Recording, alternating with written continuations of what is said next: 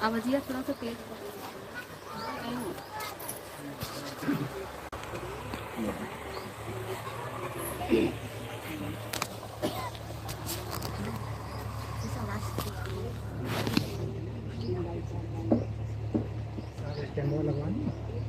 साहेब बंद की सतनाम।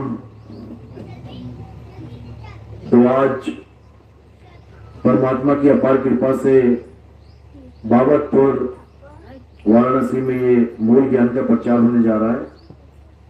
बहुत बड़े भाग उन जीवों के जो इस मूल ज्ञान को अपने पूरे जीवन काल में एक बार भी सुन पाता है, और उससे भी बड़े भाग होते हैं उन जीवों के जो इस ज्ञान को थोड़ा सा भी समझ पाते हैं। क्योंकि सुनना आसान है, आए बैठे घंटा 2 घंटा सुन के चले गए, लेकिन इस ज्ञान को समझना, इस पर चिंतन करना, इस पर मनन करना और फिर इसको धारण करना, ये बहुत मुश्किल है। बड़े बड़े धुरंधर, बड़े बड़े संत महात्मा, बड़े बड़े फकीर, औलिया, ये इस मूल ज्ञान को नहीं समझ पाए। इस दुनिया में आए और बिना मूल ज्ञान के ऐसे ही अपना जन्म बिता के चले गए। लेकिन मालिक की कृपा हो जाए तो ये मूल ज्ञान बहुत आसानी से समझ में आने लग जाता है। एक एक बात ऐसे समझ में आने लग जाएगी जैसे पता नहीं आप कब से इस सत्संग से जुड़े हुए हैं। ऐसा लगेगा कि इसी सत्संग को सुनने के लिए तो मैंने गुरु धारण किए, मैं अध्यात्म में गया, मैंने भगवान की पूजा शुरू करी, कोई भी रास्ता आपने चुना इसी ज्ञान के लिए। ये मूल ज्ञान ऐसा ज्ञान है। लेकिन अगर कोई मूल ज्ञान बताने वाला ना मिले तो ये जीव उसी पवित्र ज्ञान में अपना जीवन बिता के चला जाता है, जो हमें हमारे घर से, हमारे माँ बाप से, हमारे संस्कारों से, हमारे गुरुजनों से, या हमारे किसी धार्मिक गुरु से, या हमारे पंडित पुरोहितों से, या मुसलमान है तो कोई नवाजी, कोई काजी, कोई गाजी, या कोई ईसाई है तो पास्टर हो गया, या कोई चर्च का फादर हो गया, सिख है तो किसी भाई से जो पाठ करते हैं करवाते हैं, या किसी गुरुद्वारे के ज्ञानी से हमें जो भी संस्कार मिलता है वो पवित्र ज्ञान कहलाता है। अगर मूल ज्ञान नहीं मिला तो हम क्या प्राप्त करके चले जाते हैं इस दुनिया से? पवित्र ज्ञान। इसका नाम पवित्र ज्ञान क्यों रखा है? क्योंकि आपको एक पवित्र आत्मा बना देता है। आप नशे करते हैं, आप व्यभिचार करते हैं, आप मांस खाते हैं, आप लोगों को दुखी करते हैं, आप चोरी करते हैं, ठगी करते हैं, ये आप तब करते हैं जब आप किसी ताकत से नहीं जुड़े होते, किसी धार्मिक गतिविधियों से नहीं जुड़े होते, या फिर किसी गुरु से नहीं जुड़े होते। तो ये सब आप करोगे ही करोगे। क्यों? मन के गुलाम बन जाओगे। लेकिन अगर आपको ये धार्मिक संस्कार मिल जाए, पवित्र ज्ञान मिल जाए, तो आपको ये समझ में आने लग जाता है कि अगर मैंने ये गलत काम किए तो इसका मुझे फल भुगतना पड़ेगा। चोरी करी है तो जेल जाना पड़ेगा, ठगी करी है तो जेल जाना पड़ेगा, या फिर और भी कोई गलत काम किया है तो उसकी सजा भुगतनी पड़ेगी। तो इस डर के कारण ये जीव पवित्र आत्मा बन जाता है। पवित्र ज्ञान प्राप्त करके पवित्र आत्मा हो जाता है। मंदिर जाएगा, मस्जिद जाएगा, गुरुद्वारे जाएगा, चर्च जाएगा, जहां जिसकी श्रद्धा है, जहां जिसका मन टिक गया वहां जाएगा, लेकिन मुक्ति को प्राप्त नहीं कर पाएगा। बाकी सब कुछ कर लेगा, बड़ा नाम हो जाएगा, बड़ा काम हो जाएगा, धंधे चल पड़ेंगे, बड़ी बड़ी गाड़ियां मिल जाएंगी, बड़ी बड़ी मकाने मिल जाएंगे, सब कुछ मिल जाएगा, मन्नतें मांगते हैं लोग, मिलता रहता है, उसी में खुश है। लेकिन मुक्ति नहीं मिलेगी। काया माया ठीक हो जाएगी लेकिन मुक्ति नहीं मिलेगी। मुक्ति किससे मिलेगी? मुक्ति मूल ज्ञान से मिलती है। तो कबीर साहब ने 600 साल पहले समझा दिया था कि मूल ज्ञान और पवित्र ज्ञान में बहुत बड़ा फर्क है। हे धर्मदास, तुम पवित्र ज्ञान तो सबको बांटो, लेकिन मूल ज्ञान इसको गुप्त कर रखो। साहिब समझा रहे हैं, पवित्र ज्ञान तुम जग में भाखो और मूल ज्ञान गुप्त कर रखो। मूल ज्ञान बाहर जो पढ़ी तो बिचली पीढ़ी हंस न तड़ही, मूल ज्ञान तब लग छुपाई, जब लग द्वादश पंथ ना मिट जाई। कि हे धर्मदास, जो ज्ञान मैं तुम्हें समझा रहा हूं ये मूल ज्ञान है, लेकिन ये अभी नहीं खोलना है, इसको अभी मत खोलना, इसको छुपा के रखना है। कब तक? जब लग द्वादश पंथ ना मिट जाए, जब तक काल के दूतों का भेद ना खुल जाए, ये 12वें पंथ का खात्मा ना हो जाए, तब तक इसको छुपा के रखना है और किसी को बताना नहीं है। तो लोग कैसे इकट्ठे होंगे तुम्हारे पास? पवित्र ज्ञान तुम जग में भाखो। हे धर्मदास, ये कबीर सागर का जो ग्रंथ रचा गया है ये पवित्र ज्ञान से भरा पड़ा है और इसमें मूल ज्ञान भी गुप्त है। ऐसा नहीं है कि मूल ज्ञान उसमें नहीं लिखा गया है, लिखा गया है, लेकिन गुप्त तरीके से लिखा गया है, उसको कोई बिरला ही समझ सकता है। जैसे उसी ग्रंथ में सतलोक, अलख लोक, अगम लोक, अनामी लोक का भी नाम लिखा गया है, जिसको पढ़ पढ़ के कई गुरु बने बैठे हैं कि आओ हम तुम्हें सतलोक ले चलें, आओ हम तुम्हें अलख लोक ले चलें, आओ हम तुम्हें सतलोक, अलख लोक, अगम लोक, अनामी लोक ले चलें। और उसी ग्रंथ में यह भी लिखा है कि किसी लोक में नहीं जाना है, शब्द में जाना है, और उस शब्द को शब्द पुर करके लिखा गया है। पुर, पुर का मतलब होता है स्थान। जैसे कई लोग कहते हैं सीतापुर, रामपुर, बलरामपुर, जहां पुर लग गया वो क्या हो जाता है? वो एक स्थान हो जाता है। तो कबीर सागर में शब्द के आगे पुर लगाया गया, शब्द पुर। सतलोक भी लिखा है, अलग लोक भी लिखा है, अगम लोक भी लिखा है, अनामी लोक भी लिखा है, अकह लोक भी लिखा है, लेकिन शब्दपुर भी लिखा है। अब जो भेदी सतगुरु होगा वो तुम्हें शब्दपुर पहुंचाएगा, और जो भेदी नहीं होगा वो तुम्हें सतलोक आश्रम, अलख लोक आश्रम, फलाना लोक आश्रम, ढिकाना लोक आश्रम, ये तुम्हें इसी माया के लोकों में लेके चले जाएंगे। लेकिन कबीर साहब क्या समझा रहे हैं? लोक अलोक शब्द है भाई, और जिन जाना तिन संशय जाई। यानी जो हमारा जीव होगा वो कभी किसी लोक में जाएगा ही नहीं। वो कहां जाएगा? वो शब्दपुर में जाएगा, उसकी मुक्ति शब्दपुर में होगी जाके।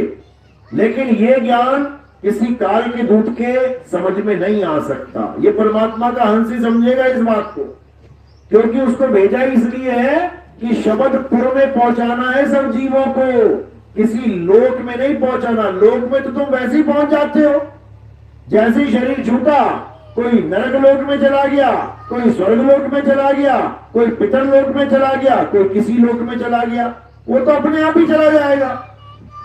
लेकिन हमने कहां जाना है? शब्दपुर में, शब्दपुर में जाना है, जो ये दुनिया का कोई गुरु नहीं पहुंचा सकता। तुम्हें पूछ के देख लेना कि बाबा जी मैं शब्दपुर जाना चाहता हूं, कैसे जाऊं? वो कहेगा ये कौन सा पुर है भाई? शब्द तो नाम होता है जपने का, एक मंत्र होता है, ये कोई स्थान थोड़ी नहीं होता है, क्योंकि उनको इस भेद के बारे में नहीं पता है। कबीर साहब कह रहे हैं जाप मरे अजपा मरे अनहद भी मर जाए, और सुरत समाए शब्द में वाको काल न खाए। बिल्कुल क्लियर बता दिया इसमें कहां जाना है। कहां जाना है? शब्द में समाना है। कौन समाएगा? तुम्हारी काया समाएगी, सूरत समाएगी। अब ये सूरत का भेद क्या है ये किसी को नहीं पता। ये सूरत का खेल क्या है किसी को नहीं पता, क्योंकि सब अपने आप को काया मान के बैठ गए हैं और सब परमात्मा को शरीर मान के बैठ गए हैं। सूरत की ABCD तक नहीं पता इन लोगों को, इसलिए बार बार इन लोगों की व्याख्या करते हैं, बार बार काया की व्याख्या करते हैं। तुम्हारा शरीर 16 सूर्य वाला, परमात्मा का शरीर करोड़ों अरबों खरबों सूर्य वाला। इसी में अटक के रह गए हैं ये लोग। लेकिन मालिक की दया होती है तो ये ज्ञान अच्छे से समझ में आने लग जाता है। तो आज इसी शब्द की व्याख्या करेंगे, इसी शब्द को समझाएंगे जो हमारा ठिकाना है। तो आज का सत्संग शुरू करने से पहले परमात्मा के नाम पे जयकारा लगाएंगे और सत्संग शुरू करेंगे। बोलिए परमपिता परमात्मा की, सदगुरु बंदी छोड़ कबीर साहेब की, सदगुरु मदन पति साहेब की, सदगुरु गोलम रामपति साहेब की, दीवान जवाहरपति साहेब की, सतगुरु राम अनुराग साहेब की, सतगुरु मोहनपति साहेब की, सतगुरु राम सेवक साहेब की, सतगुरु विराटपति साहेब की, कलीनापुर धाम की, सभी संतों की, सभी भक्तों की, पंडाल में बैठी सब संगत की, अपने अपने गुरुदेव की, उस गांव नगर बस्ती की, आज के आनंद की, सकल हंस को बंदगी साहेब बंदगी सत्ता। सतगुरु नितिन साहेब की जय। तो मालिक की कृपा होती है तब तुम्हारे जीवन में कोई शब्द भेदी गुरु आता है, मंत्र भेदी नहीं कि तुम्हें मंत्र जपवाने में लगा दे पूरा पूरा जन्म, कि तुम्हें इन 52 अक्षरों में लगा दे पूरा पूरा जन्म बिता दे तुम्हारा इसी में, बिल्कुल भी नहीं। शब्द क्या होता है अच्छे से समझ लो। शब्द 2 प्रकार के होते हैं, एक 52 अक्षरी शब्द और एक 52 से न्यारा शब्द। इन दोनों की व्याख्या करते हुए मदन साहब क्या कह रहे हैं, सोई गुरु पूरा कहावे जो 2 अक्षर का भेद बतावे, एक छुड़ावे एक लखावे तब प्राणी निज घर को जावे। यानी एक तो ये 52 अक्षरों के द्वारा निर्मित शब्द, एक तो ये शब्द हो गया, और एक सार शब्द जो 52 से परे है, जिसे आदि नाम, अजर नाम, अकह नाम, अखंड नाम, अडोल नाम, अबोल नाम, निअक्षर नाम, निज नाम, नितत्व नाम, परमात्मा, वाहिगुरु, अल्लाह, गॉड, राम कहते हैं। उसी के नाम है ये सब, ये उसी के नाम है, लेकिन उसको हम जानते नहीं, इसलिए सबने अलग अलग अलग अलग नाम पकड़ के परमात्मा को अलग अलग बना के रख दिया। बस दिक्कत यही है, क्या पकड़ लिया? नाम पकड़ लिया, तत्व नहीं पकड़ा। जैसे पानी नाम भी है और पानी तत्व भी है, तत्व तो नहीं जाना लेकिन पानी के नामों में उलझ गए। कोई कहता है जल, कोई कहता है वाटर, कोई कहता है पानी, कोई कहता है नीर, कोई कहता है तोय, कोई कहता है जल। नामों में अटक के रह गए लेकिन तत्व को ना पहचान पाए। तत्व को नहीं पहचाना तो पक्का झगड़ा होगा, लठ बजेंगे, सिर फटेंगे, गोली बारूद चलेगा, लेकिन किसी को भी वो परमात्मा मिलने वाला नहीं। कोई सोचे भगवान के नाम पे लड़ने से भगवान खुश हो जाता है, तो ये मूर्खों वाला जो ख्याल है इसको निकाल दो। एक पिता के 4 पुत्र हैं, चारों ने अलग अलग नाम से पिता को याद कर लिया। एक ने कहा अब्बू, एक ने कहा पिताजी, एक ने कहा पापा जी, और एक ने कहा डैडी। अब चारों उस पिता को तो याद कर रहे हैं लेकिन पिता को जान नहीं पा रहे हैं, और चारों एक दूसरे को अलग अलग समझ के बैठे हैं कि ये मेरे डैडी की पूजा नहीं करता, मैं इसके पापा की पूजा नहीं करूंगा, ये मेरे अब्बू को नहीं मानता, मैं उसके पिताजी को नहीं मानूंगा, जबकि चारों का बाप एक ही है। बस झगड़ा ये है, हिंदू कह रहा है मुसलमान राम को नहीं मानता, मैं अल्लाह को नहीं मानूंगा। मुसलमान कह रहा है हिंदू अल्लाह को नहीं मानता, मैं राम को नहीं मानूंगा। अरे अल्लाह राम एक ही है, लेकिन उस राम को जानो जिस राम की वजह से भगवान राम का नाम राम पड़ा। दशरथ जी ने अपने पुत्र का नाम राम रखा, क्यों? क्योंकि वो उनके पैदा होने से पहले भी जपते थे, और जो वो नाम जपते थे वही नाम उन्होंने अपने बेटे का रख दिया कि बेटे को भी अगर पुकारूंगा तो परमात्मा का नाम ले रहा हूं मैं, बेटे के नाम पर भी परमात्मा का ही नाम मेरे मुंह से निकल रहा है। तो उन्होंने अपने बेटे का नाम राम रखा। राम जी वो राम नहीं है जो आदि राम है, आदि राम कुछ और है। जब राम जी पैदा भी नहीं हुए थे, राम जी तो अभी त्रेता में आए हैं, तो सतयुग में कौन था? कहते राम नाम सत्य है, ये तो त्रेता में मिला फिर राम जी का नाम। सतयुग में सत्य क्या था? विष्णु नाम सत्य था। और द्वापर में क्या सत्य है? फिर राम जी तो चले गए, कृष्ण जी बन के आ गए, तो द्वापर में कृष्ण नाम सत्य है क्या? द्वापर में कृष्ण भी चले गए, अब कलयुग में कौन सा नाम सत्य है फिर? क्योंकि किसी को समझ में ही नहीं आ रहा कि नाम होता क्या है। अरे यहां तक बोल दिया गया, काल कहूं कहां तक कहूं नाम बढ़ाई, और राम न सके नाम गुण गाई। यहां तक बोल दिया कि वो राम जी भी नहीं जान पाए कि नाम की महानता क्या है। लोग फिर भी नहीं समझ पा रहे कि वो नाम क्या है, वो राम क्या है। जिस राम की बात संत करते हैं वो राम रमता राम है। वो राम दशरथ जी वाला राम नहीं है, वो तो एक लीला थी भाई। राम जी की लीला करके चले गए, तो लीला तो और भी है। परशुराम जी की लीला है, वामन लीला है, आप देखो मत्स्य लीला है, कुरुम लीला है, नरसिंह लीला है, बहुत सारी लीलाएं। तो केवल राम जी को पकड़ के बैठ जाओगे तो कैसे बात बनेगी भाई? जिसके 10 रूप हैं उसमें से तुम एक रूप को कहो राम नाम सत्य है, तो कृष्ण नाम क्या असत्य है? तो परशुराम नाम क्या असत्य है? तो वामन नाम क्या असत्य है? तो नरसिंह नाम क्या असत्य है? राम नाम सत्य कैसे है केवल? क्योंकि लोग समझ ही नहीं पाए राम नाम को। असल में राम नाम ही सत्य है, लेकिन वो राम नहीं जो तुम मान बैठे हो। वो राम कौन सा है? कबीर साहब समझा रहे हैं। क्या कह रहे हैं? कस्तूरी कुंडल बसे मृग ढूंढे वन माही, ऐसे रमता राम है ये दुनिया जाने नाही।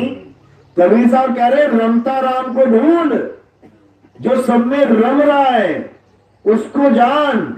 हिंदू में भी है, मुसलमान में भी है, सिख में भी है, ईसाई में भी है, आस्तिक में भी है, नास्तिक में भी है। वो रमता राम क्या है? जिसकी वजह से तुम्हारी काया चल रही है, जिसकी वजह से तुम्हारी काया के सारे अंग चल रहे हैं। किसकी वजह से? आत्मा की वजह से।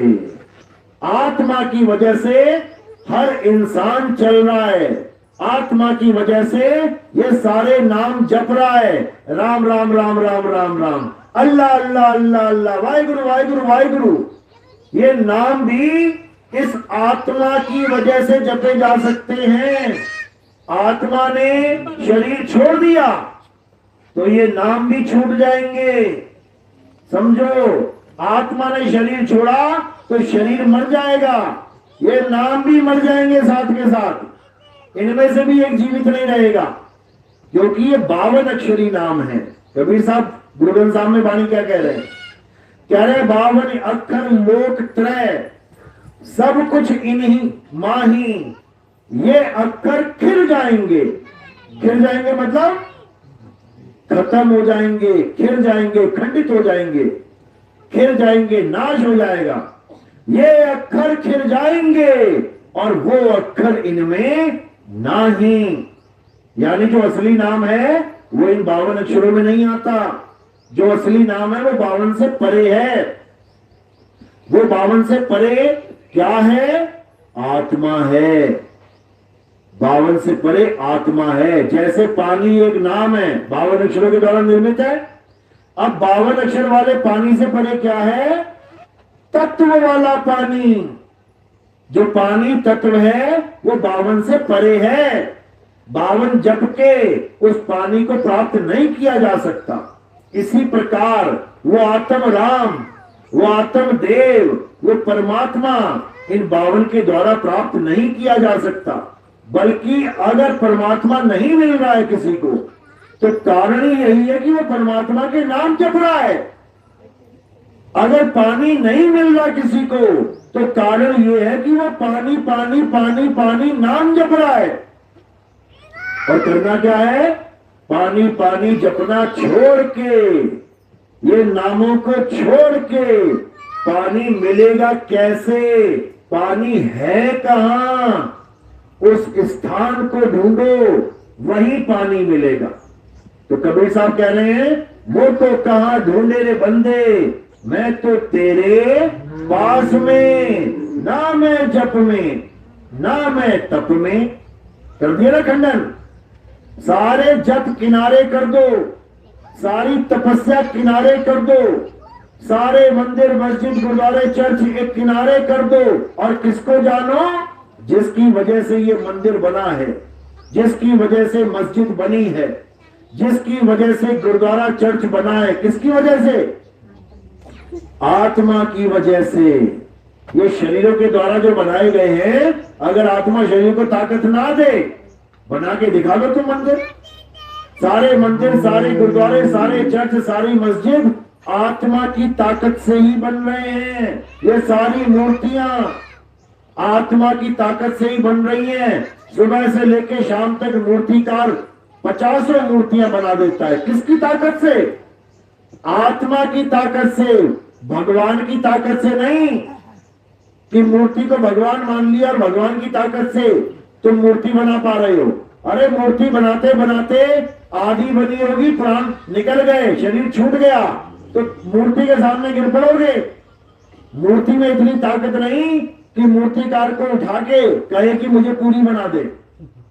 समझो, यानी जो कुछ हो रहा है आत्मा की वजह से, लेकिन हमें इस आत्मा का ही ज्ञान नहीं है। सारे मंत्रों का ज्ञान मिल गया, सारी पूजा पाठ का ज्ञान मिल गया, सारे ग्रंथों का ज्ञान मिल गया, हर प्रकार के रीति रिवाज का ज्ञान मिल गया, सारे त्योहार भी मना लिए, लेकिन बस एक चीज है जिसका ज्ञान कभी नहीं मिल पाया, वो है आत्म ज्ञान। और कबीर साहब क्या कह रहे हैं कि आत्म ज्ञान बिना नर भटके, कभी काबा कभी काशी, जल में मीन प्यासी, मुझे देखते आवे हंसी। कह रहे जब तक तुम्हें आत्मज्ञानी गुरु नहीं मिल गया, तुम पत्थर ही पूजोगे, तुम मंत्र ही जपोगे, तुम तपस्या ही करते रहोगे, तुम तीर्थों में ही भटकोगे। पहले जाओगे पहाड़ों पे चढ़ जाओगे, फिर वहां सुनामी वनामी आ जाएगी, कुछ पत्थर वत्थर गिरने लग जाएंगे, फिर मरोगे वहां पे, फिर तुम्हारी लाशें ढोके लेके आओ नीचे। समझो, यानी तुम कहीं भी जा रहे हो परमात्मा को ढूंढने के लिए, वो व्यर्थ ही है, क्योंकि परमात्मा वहां नहीं है जहां तुम ढूंढने चले हो। परमात्मा कहां है? अरे ज्यों तिल माही तेल है और ज्यों चकमक में आग, तेरा साईं तुझ में है, जाग सके तो जाग। कहते एक बार जाग तो सही, तब तुझे पता लगेगा तेरा मालिक तेरे अंदर विराजमान है। लेकिन तू जागता ही नहीं है, इस नींद में सोया हुआ है, अज्ञानता की नींद में। अब कोई जगाने वाला मिले तो जागेगा। साहिब कहते हैं मैं कहता हूं जागत रही हो और तू जाता है सोई रे, तेरा मेरा मनवा कैसे एक हो ही रे। यानी जब तक तुम्हें जगाने वाला नहीं मिल गया तब तक तुम जाग नहीं सकते, और जगाने वाला मिल गया तब भी तुम ना जागो तो तुम्हें कोई भी जगा नहीं सकता। फिर भूल जाओ। यानी पहली बात तो सत्संग मिल नहीं रहा है, इसलिए तुम सत्य को समझ नहीं पा रहे हो, और सत्संग मिलने के बाद भी तुम सत्य को नहीं समझ पा रहे हो, तो तुमसे फूटी किस्मत किसी की नहीं, इतना समझ लो। तो कबीर साहब क्या समझा रहे हैं कि जब 84 भुगतने के बाद ये इंसान जन्म लेके आते हो, परमात्मा की मौज तो तभी हो जाती है तुम्हारे ऊपर, परमात्मा की दया तभी हो जाती है तुम्हारे ऊपर कि इसको इंसान चोला मिल गया है। अब ये कहीं ना कहीं विवेक जगा के अपने आप सही रास्ते पे आएगा गुरु के द्वारा। लेकिन ये ऐसा अज्ञानी जीव है, ये गुरु भी अपने मतलब का ढूंढता है, अपने मतलब का गुरु ढूंढता है, ये इसको ज्ञान व्यान से मतलब नहीं है। अपने मतलब का कैसे? अरे मेरी किडनी फेल हो गई है, ऐसा गुरु मिल जाए जो मेरी किडनी ठीक कर दे। मेरा बिजनेस नहीं चल रहा, ऐसा गुरु मिल जाए जो मेरे धंधे चमका दे। मकान नहीं बन रहा, ऐसा गुरु मिल जाए जो मेरे मकान बनवा दे। अपने धंधे के कारण, अपने मकान के कारण, अपने अंगों के कारण उनको ठीक करने के लिए, सुख सुविधा लेने के लिए गुरु ढूंढ रहा है, तो परमात्मा कहां मिलेगा? भूल जाओ। अगर गुरु ढूंढना है तो गुरु का काम केवल एक ही होता है। क्या काम है उसका? ज्ञान देना। गुरु धारण करना है केवल ज्ञान के लिए। ये सुख सुविधाएं तो तुम्हारी किस्मत से मिलेंगी, तुम्हें तुम्हारे प्रारब्ध से मिलेंगी तुम्हें। कोई ये सोच के आता है अगर कि नाम दीक्षा ले लेंगे तो सारा सुख ही सुख हो जाएगा, उससे बड़ा बेवकूफ नहीं है कोई। समझ लो, सुख और दुख कैसे होते हैं? तुम्हारे प्रारब्ध से होते हैं। जो गुरु दुनिया को बता रहे हैं कि हमारे पास आ जाओ सुखी हो जाओगे, वो जेल में बैठे हुए जेल की रोटियां तोड़ रहे हैं। उनके चेले जेल में घुसे हुए हैं, दूसरों को सुख की आशा देके और खुद जेल में निराश होकर बैठे हुए हैं। इससे बड़ा प्रमाण क्या मिलेगा तुम्हें कि ये प्रारब्ध का खेल होता है। ऐसे कर्म किए हैं कि जेल में जाना पड़े तो गुरु जेल में बैठा है, और तुमने ऐसे कर्म किए हैं कि जेल में ना जाना पड़े, चेला जेल से बाहर बैठा है, और कोई बात नहीं है। कबीर साहब ने निबेड़ा कर रखा है इसका। एक डाल दो पंछी बैठे, एक गुरु एक चेला, और गुरु की करनी गुरु भरेगा, चेले की करनी चेला। उन्होंने तो निबेड़ा कर रखा है कि यहाँ गुरु चेले का कोई मतलब ही नहीं है। किस पे? कर्मों के आधार पे। गुरु की करनी गुरु भरेगा, चेले की करनी चेला। इसमें गुरु और चेले का भेद ही नहीं है कि गुरु हमेशा आजाद रहेगा और चेला कैद में रहेगा। यहाँ गुरु कैद में है और चेला आजाद घूम रहा है। गुरु बंधन में है और चेला जयकारे लगा रहा है, बंदी छोड़ की जाए, बंदी छोड़ की जाए, और बंदी छोड़ जेल में बैठा हुआ है। तो ऐसे लोग भी हैं, लेकिन हम विवेक के द्वारा ये समझ सकते हैं कि कहां धोखा हो रहा है। अगर तुम्हारी विवेक की आंख फूट गई तब समझ लो कि तुम्हारा जन्म बर्बाद हो जाएगा। याद रखो। और केवल चेले की नहीं, यहां बड़े बड़े महंतों की आंखें फूटी हुई हैं। कबीर साहब समझा रहे हैं, अरे फूटी आंख विवेक की और लखे ना संत असंत, जाके संग 10-20 हैं वहां को नाम महंत। कहते अरे बहुत संगत है बाबा जी की, बहुत संगत है, 1 करोड़ संगत है, 4 करोड़ 5 करोड़ 10 करोड़ संगत है। इसका मतलब क्या है कि बाबा जी को मुक्ति मिल गई, बाबा जी पहुंचे हुए हैं। समझो, जाके संग 10-20 हैं, यानी जहां भीड़ लगी है उसको बड़ा संत बना दिया, और जाके संग इक्का दुक्का है उसको कहते हैं अरे ये तो छोटा मोटा संत है। मेरे भाई, संत ज्ञान से बड़ा और छोटा होता है, संत चेलों से बड़ा छोटा नहीं होता। ये ज्ञान अधूरा और पूरा संत को पूर्ण गुरु और अधूरा गुरु बनाता है। चेलों से नहीं होता कि हमारे 1 करोड़ चेले हैं तुम बड़े वाले बन गए, ऐसा बिल्कुल नहीं है। ज्यादा चेले होने का मतलब ये नहीं है कि वो गुरु ज्ञानी है। एलकेजी यूकेजी में जितने बच्चे हैं पूरे भारत में मिला लो, और पीएचडी में जितने बच्चे हैं पूरे भारत में मिला लो, कौन से ज्यादा हैं? आंगनवाड़ी वाले। आंगनवाड़ी वाले, हर बच्चा आंगनवाड़ी में घुसा है, हर बच्चा, चाहे वो 5वीं पास ना कर पाए बाद में, चाहे वो पहली में ही फेल हो जाए बाद में, लेकिन आंगनवाड़ी में सारे घुसे हुए हैं। और पीएचडी वाले इक्के दुक्के हैं, एमबीबीएस वाले इक्के दुक्के हैं। समझो, इससे फर्क नहीं पड़ता कि चेले कितने ज्यादा और चेले कितने कम हैं।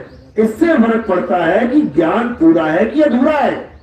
ज्ञान पूरा है तो भले उसका एक भी चेला ना हो, वो तो पूर्ण गुरु है। कबीर साहब जब इस दुनिया में आए, एक भी चेला नहीं था उनका, एक भी चेला। तो क्या वो पूर्ण गुरु नहीं थे? पूर्ण गुरु थे। जब अपनी लीला शुरू करी उन्होंने, कमल के फूल के ऊपर प्रकट हुए, उसके बाद जब धीरे धीरे इस संसार के नियम के अनुसार शरीर को बड़ा किया और मात्र 5 साल के थे, तब सत्संग शुरू कर दिया उन्होंने, क्योंकि उनको पता है कि इस दुनिया में क्या करने आया हूं मैं। सत्संग शुरू कर दिया, सत्संग। और उनका सत्संग सुन के बड़े बड़े काजी नमाजी बड़े बड़े पंडित हैरान हो जाते थे कि बाबा बोल क्या रहा है, ये छोटा सा बच्चा ये बोल क्या रहा है, ये तो हमारी समझ से परे की बातें कर रहा है। क्योंकि कबीर साहब 52 अक्षरों का जोरदार खंडन करते थे, और मौलाना और पंडित का खेल ही 52 अक्षरों का था। मौलाना कलमा और नमाज पढ़ाता था 52 अक्षरों की, और पंडित जी सारे मंत्र जंत्र वेद पुराण पढ़ाता था 52 अक्षरों के।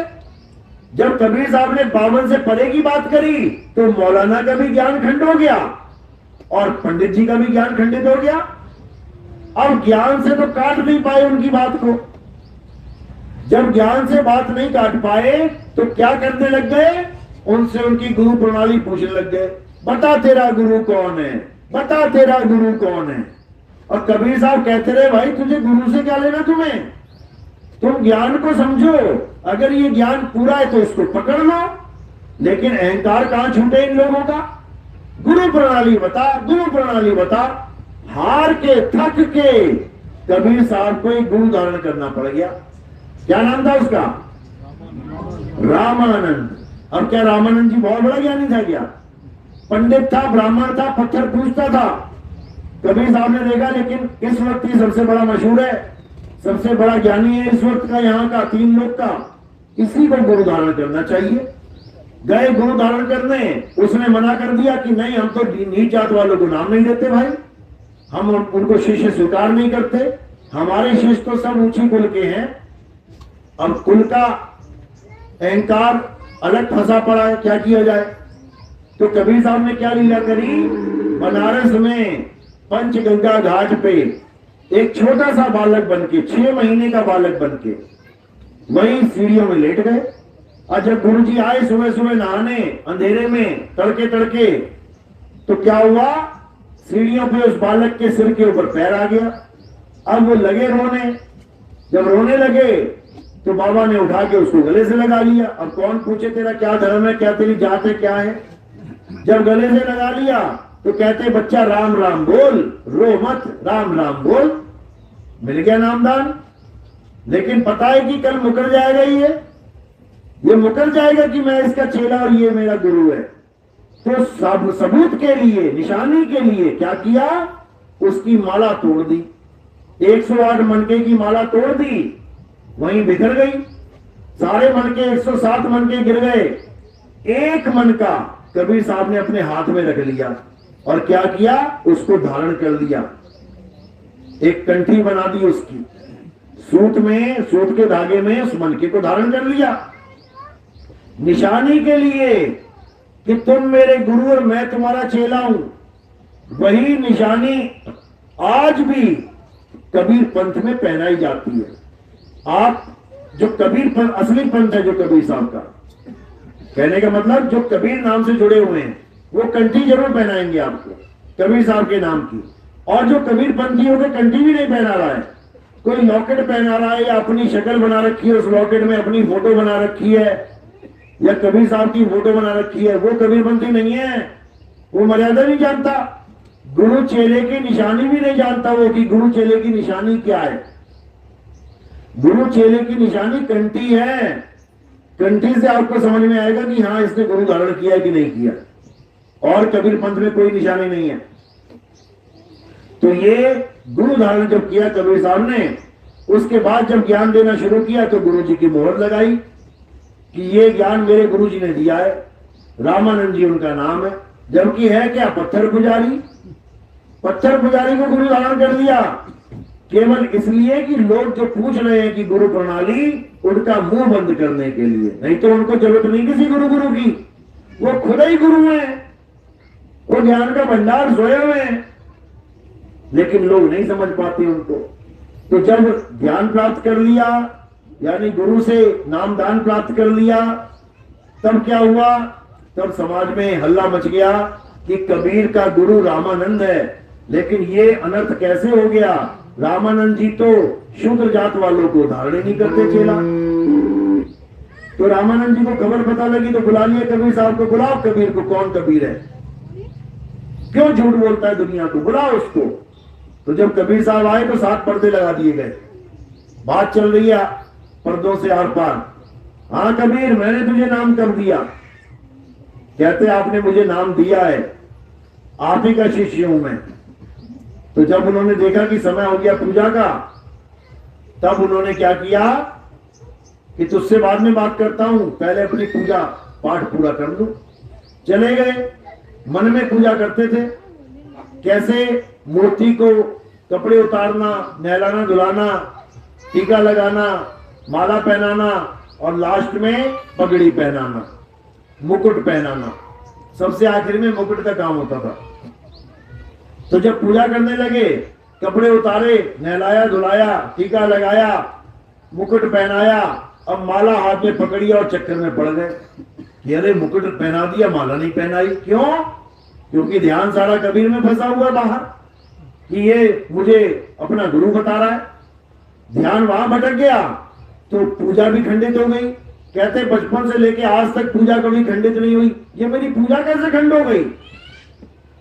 तो बाहर से कबीर साहब की आवाज आई, अरे गुरुजी आपकी पूजा खंड नहीं होगी, चिंता मत करो, एक काम करो, माला को तोड़ो और पीछे गले के जाके गांठ लगा दो, मुकुट उतारना नहीं पड़ेगा।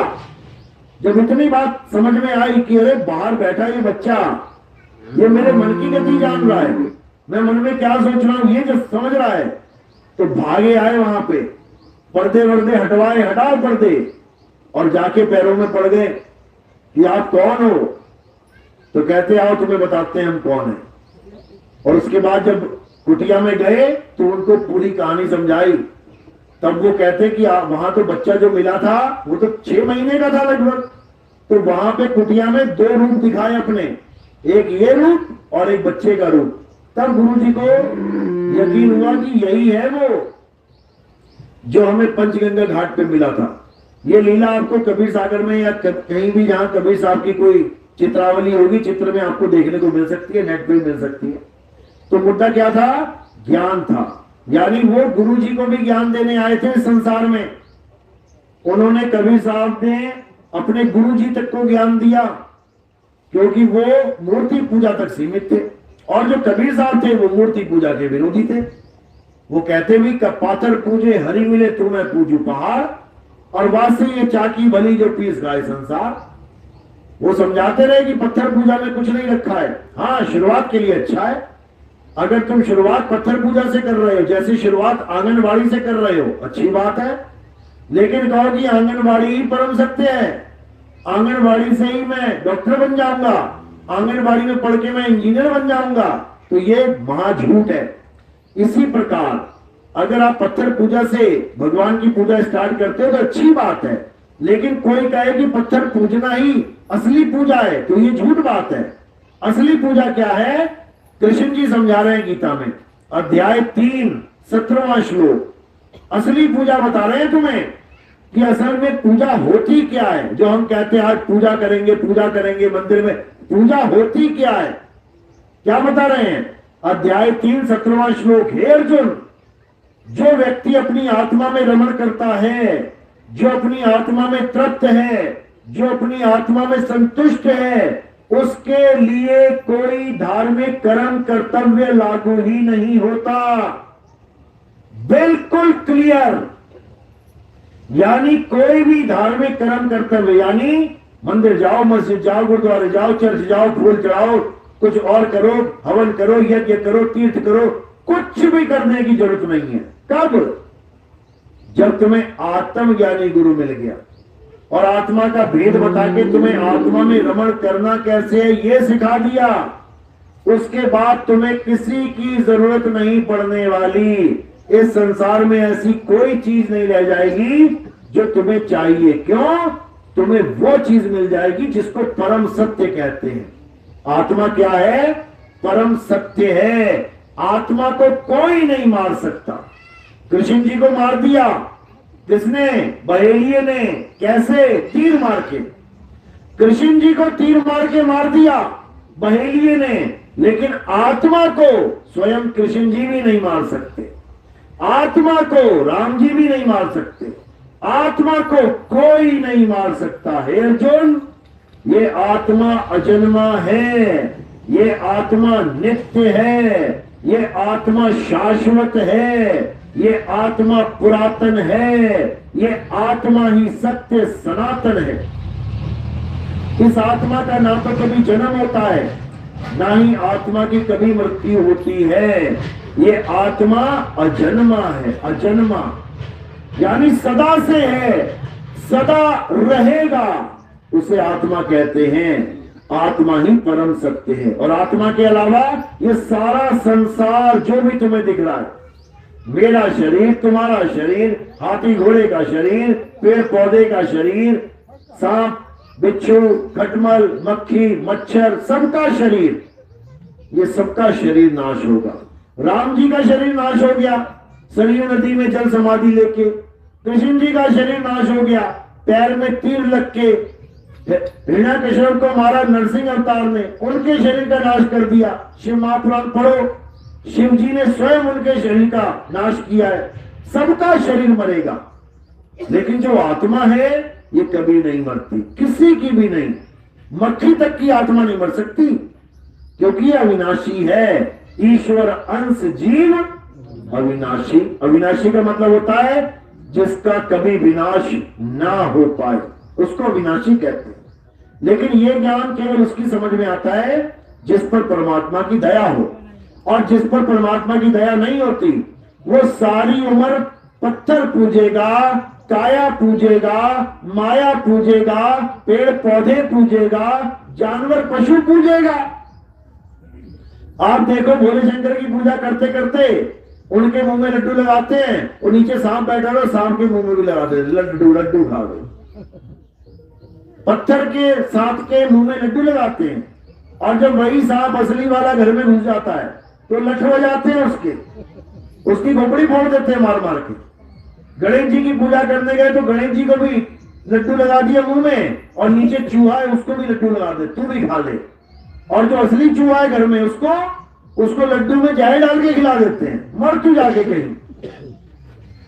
समझो, शिवालय में जाते हैं, नंदी बैठा होता है, उसके कान में अपनी ख्वाहिश बताते हैं, मुझे ये चाहिए, मुझे ये चाहिए, मुझे ये चाहिए, भगवान जी से कह देना। और जब नंदी अपनी ख्वाहिश जाहिर कर दे, यार खेत बढ़िया है, बाजरे का खेत है, चल थोड़ा सा खा लेते हैं, चने का खेत है, थोड़ा सा यार चना खा लेते हैं। जब नंदी अपनी इच्छा जाहिर करता है तो मार मार के लड्डू उसकी पूंछ तोड़ देते हैं। समझो, ये है हमारा धर्म। पत्थर की तो पूजा करते हैं और जीव की हत्या करते हैं। पत्थर की माता सामने खड़ी है, उसको खुश करने के लिए बकरे की बलि दे देते हैं। पत्थर निर्जीव को खुश करने के लिए जीवित बकरे को काट देते हैं। बताओ, कमाल हो गई। और किस नाम से काटते हैं? माता को चढ़ा दिया, माता को कहते हैं ना कुर्बानी दे दी। अरे कुर्बानी का मतलब तो समझ ले पहले। कुर्बान का मतलब होता है जा मैंने कुर्बान कर दिया, यानी अब इससे मेरा कोई लेना देना नहीं है।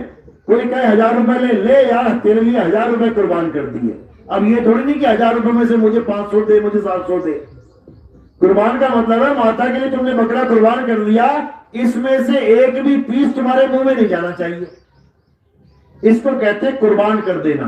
तेरे लिए जान कुर्बान है, यानी वापस नहीं मांगता मैं, जो दे दिया वो दे दिया।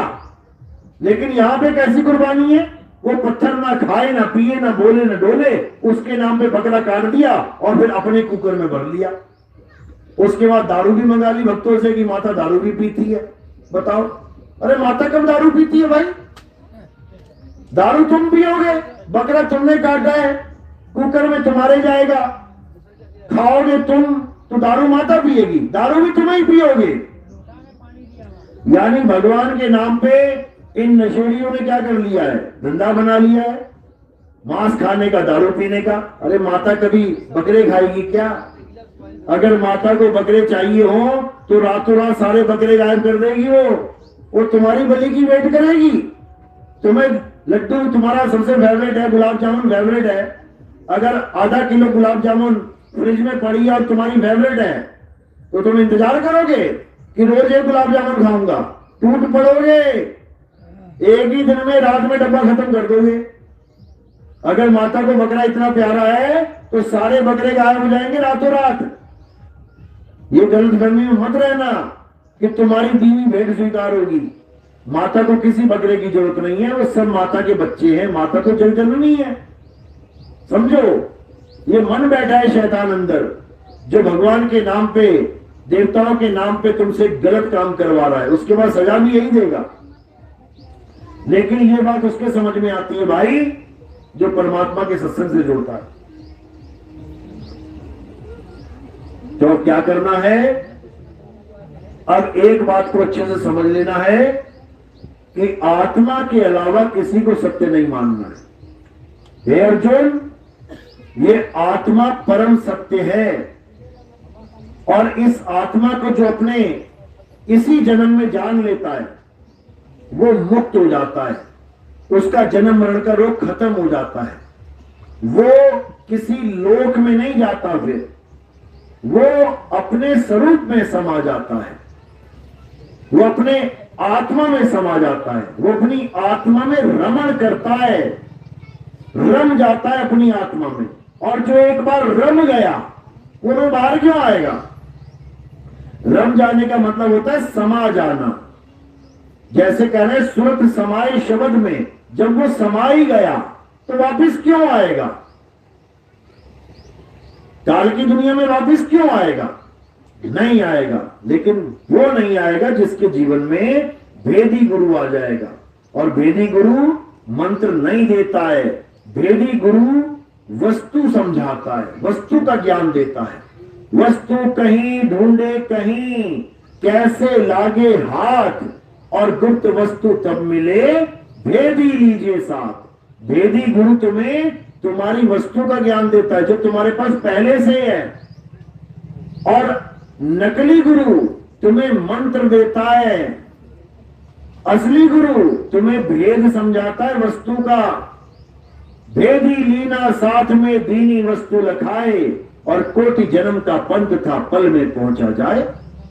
एक पल में तुम्हें पता लग जाएगा परमात्मा कहां रहता है। जो दुनिया ढूंढ रही है ना, कहां है परमात्मा, बताओ मुझे कहां है परमात्मा। एक पल में पता लग जाएगा परमात्मा कहां है। कह रहे मुझको कहां ढूंढे रे बंदे, मैं तो तेरे पास में, ना मैं जप में, ना मैं तप में, ना एकांत निवास में, खोजी होए तुरंत मिल जाऊं एक पल की तलाश में। एक पल की बात है केवल। और कहे कबीर सुनो भाई साधो, मैं तो हूं विश्वास में। एक आदमी किसी शहर में घूम रहा है, कोई पानी का स्रोत दिखाई नहीं दे रहा उसको, पानी के लिए भटक रहा है। किसी से पूछा भैया पानी कहां है? कहते पानी, पानी बिल्कुल तेरे पास में है, तू पानी में ही खड़ा है। मतलब जहां भी तू खड़ा है तू खोदना चालू कर, वहीं पानी मिल जाएगा। अब ये उसको एक पल में पता लग गया पानी कहां है, एक पल में पता लग गया। अब क्या करे? कहे कबीर सुनो भाई साधो, मैं तो हूं विश्वास में। अब गुरु के द्वारा जो बात बताई गई है कि पानी तेरे नीचे है, तेरे पैरों के नीचे जमीन, जमीन के नीचे पानी है। अब गुरु के द्वारा बताई गई बात पे विश्वास करना है और उसको खोदना है, जुक्ति सीखनी है कि कैसे पानी को प्राप्त करें। पता तो लग गया कि परमात्मा कहां है, एक पल में गुरु जी ने बता दिया कि बेटा यहां है परमात्मा।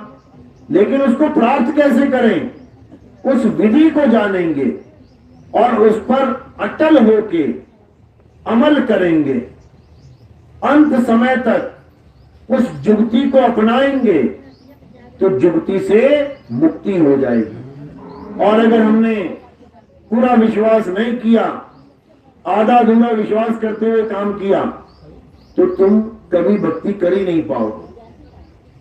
क्योंकि भक्ति का मतलब क्या है? अपनी सूरत को 100% एकाग्र करना। एकाग्र तब करोगे जब तुम्हें पूर्ण विश्वास हो। अब पूरा विश्वास है ही नहीं, एकाग्र क्या करोगे?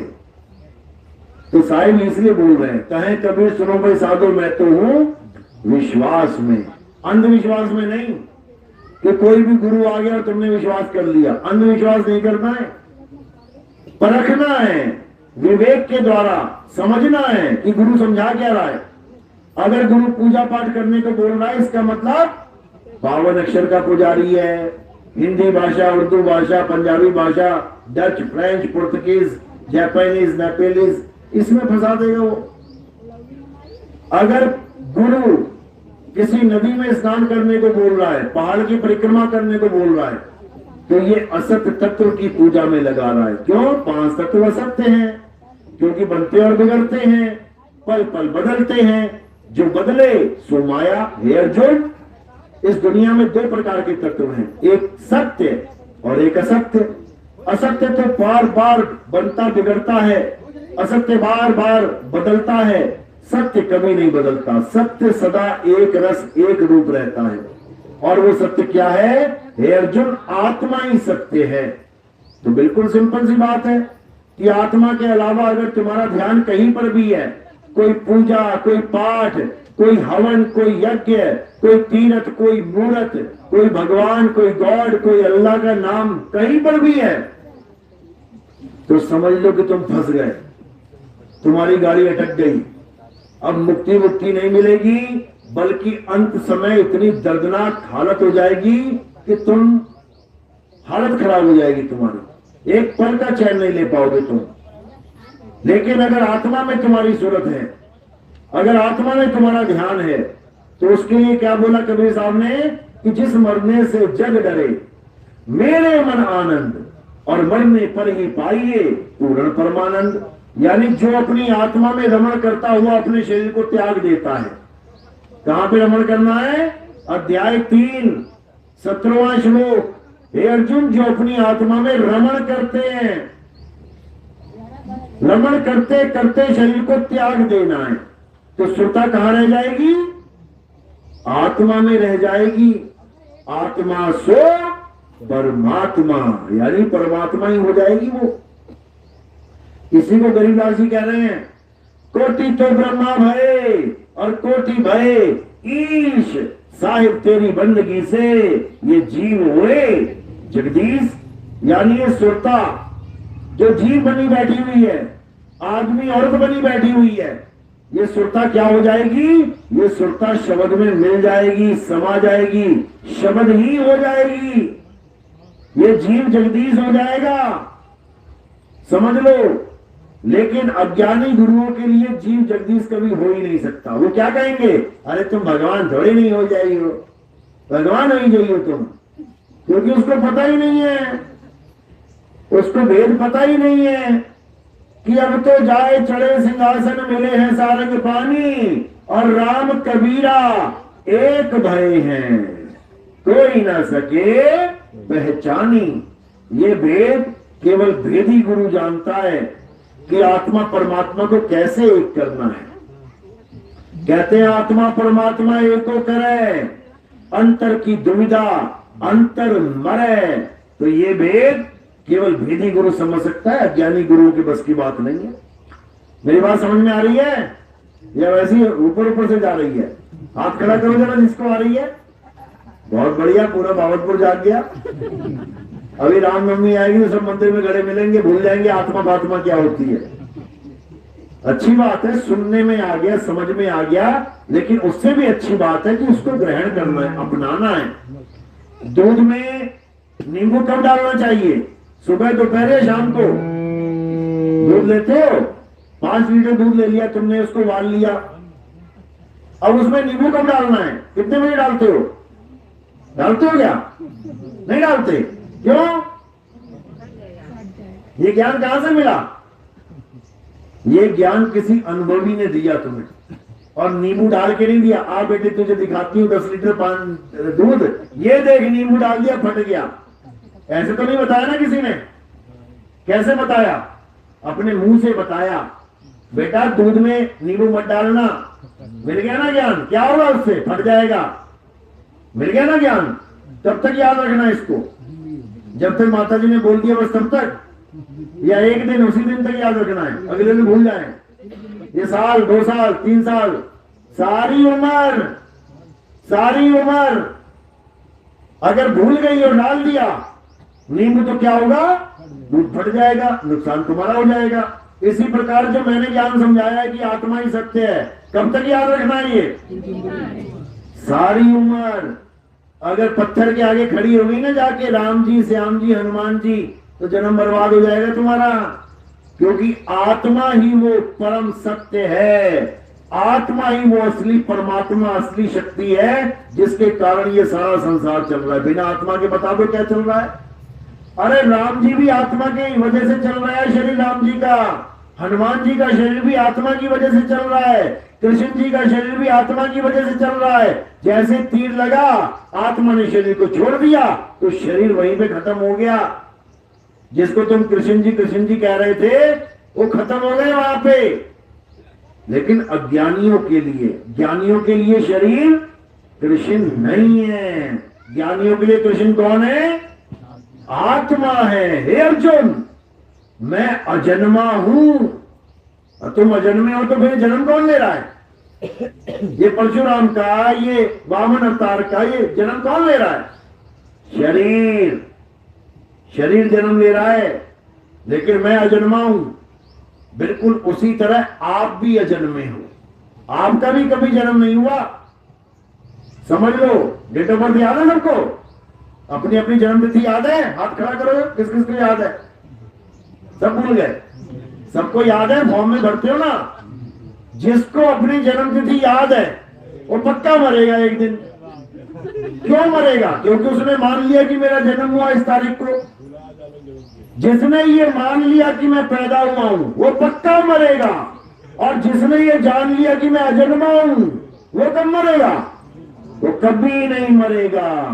और कबीर साहब के पंथ में आके यही जाना जाता है कि मैं अजन्मा हूं। इसीलिए कबीर पंथी अमर हो जाते हैं। अमर कबीर साहब का काम ही यही है, अमर करूं सतलोक पठाऊं, ताते बंदी छोड़ कहाऊं। उनका काम ही तुम्हें अमर करना है, समझ लो। तो काल का काम क्या है? तुम्हें मारना। और कबीर साहब का काम क्या है? तुम्हें अमर करना, काल के जाल से बचाना। बचना चाहो काल जाल से, चीनो शब्द हमारा, और कहे कबीर अमर कर राखूं। क्या करेंगे? अमर कर राखूं जो निज होए हमारा। यानी जो मेरा हो गया फिर वो पक्का अमर हो जाएगा, उसको कोई मार नहीं सकता। साहिब कह रहे हैं हम ना मरिब, मरिब संसारा, हमको मिला जियावन हारा। हमें वो आत्मदेव मिल गया जो सबकी जीवन शक्ति है, जो सबको जान दे रहा है। और जब आत्मदेव ही मिल गया और आत्मा ही हो गए तो अब कब मरेंगे? कब मरती है आत्मा? कितने साल में मर जाती है? 100 साल बाद, 200 साल बाद, 500, 1000, लाख, करोड़, 10 करोड़? अरे मौत की भी मौत हो जाएगी, लेकिन ये आत्मा ना मरती कभी। इसलिए इसको अकाल कहते हैं। बाबा नानक कहते हैं ना, सत श्री अकाल।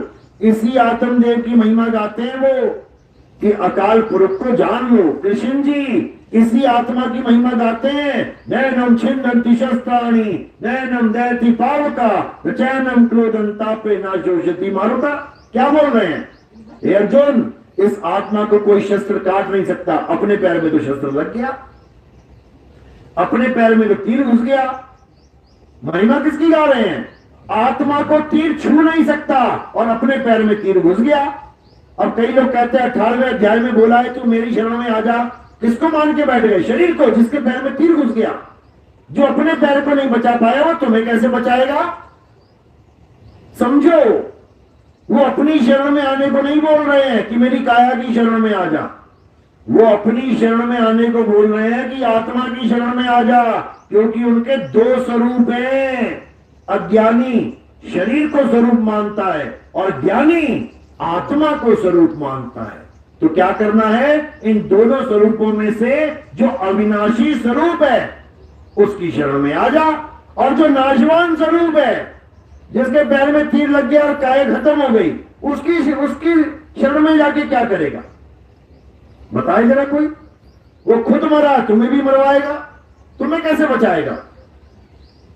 लेकिन असल में वो कभी मरे ही नहीं। हे अर्जुन, तू और मैं ये नाशवान शरीर नहीं, हम अविनाशी आत्मा हैं। ना तो तेरा जन्म होता है ना मेरा जन्म होता है। हम सब अजन्मे हैं, नित्य हैं, शाश्वत हैं, लेकिन अपने स्वरूप को नहीं जान पाते, इसलिए बार बार जन्म मरण में चक्कर खाते हैं। और जो जान जाता है वो निर्भय निर्वैर हो जाता है, मुक्त हो जाता है। चलो, तो आज का सत्संग यही समाप्त करते हैं।